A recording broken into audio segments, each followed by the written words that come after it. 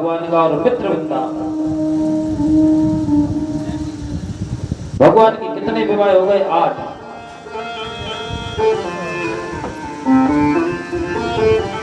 एक बार अभी भगवान के 16,100 विवाह और बाकी हैं। बोले इंद्रेण हत क्षेत्रेण हत कुंडल बंधुना हतामरादिष्टेन व्यापितो भौम चेष्टितः सभार्यो गरुडारूढ़ा प्रज्ञोतिष्पुरम्बियो। एक बार भौमासुर ने अपने जेल में 16,100 कन्याओं को 16,100 युवतियों को अपने जेल में बंद किए था। बोले कि और हो जाए तो फिर मैं इनके साथ विवाह करूंगा। बोले कहां पर बंद किए था? बोले प्रयाग ज्योतिषपुर नाम के पर्वत के पास गुफा थी, उसमें बंद किए था।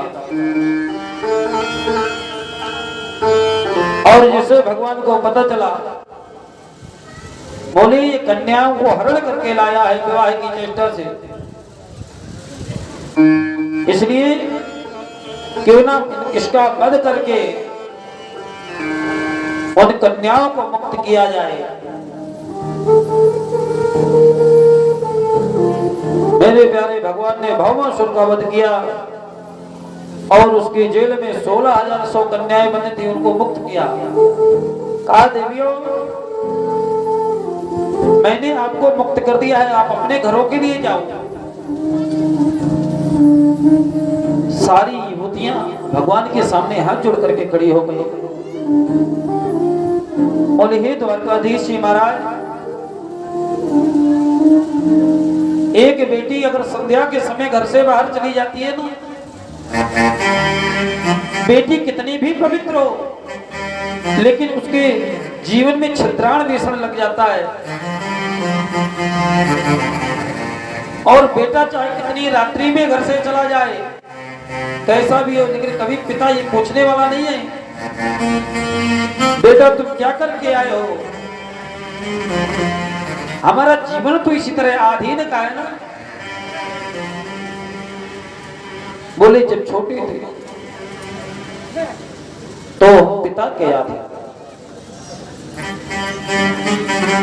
जब हमारा विवाह हुआ ना, स्त्रियां कहती हैं तो पति के अधीन हो जाती हैं, और जब और आगे समय बढ़ता है ना तो हम बेटे के अधीन हो जाते हैं। स्त्रियों के जीवन में कोई ना कोई संरक्षण के लिए रहता ही है, कभी स्वतंत्र नहीं हो सकती है।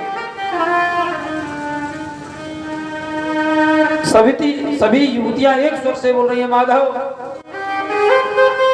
हम इसके जेल में पता नहीं कितने दिन से बंद हैं, और बल्कि हम अभी पवित्र हैं, लेकिन ये संसार वाले हमको स्वीकार नहीं करेंगे।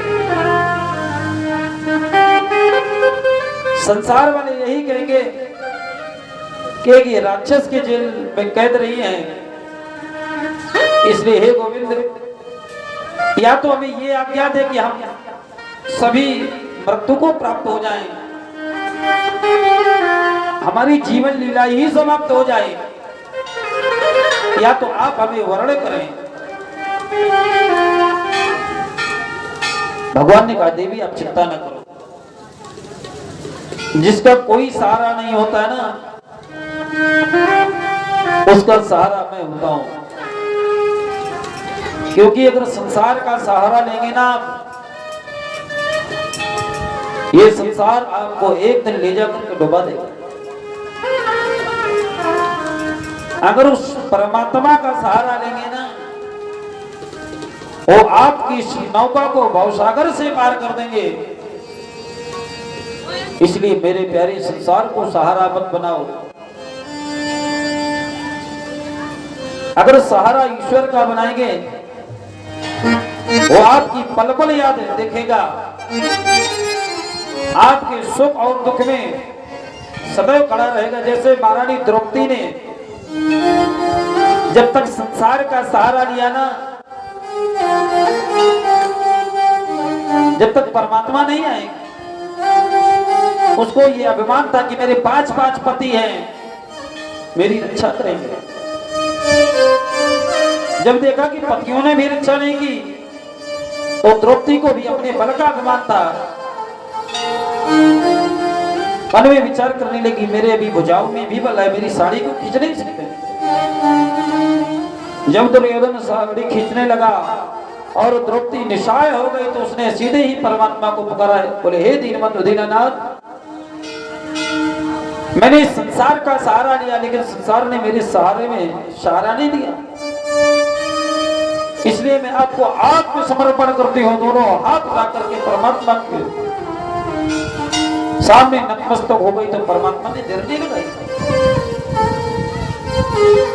इसी प्रकार ये 16,100 कन्याएं उस परमात्मा को वर्ण कर रही हैं। बोले महाराज, हमारा इस संसार में कोई नहीं है, अगर हम घर जाएंगे ना, घर के लोग, गांव के लोग हमें नगर से बाहर कर देंगे। भगवान ने कहा देवी चिंता मत करो। बोले नमस्ते देव देवेशो शंख चक्र गदाधर भक्ते प्रेज्यपात रूपाय परमात्मना नमस्तु।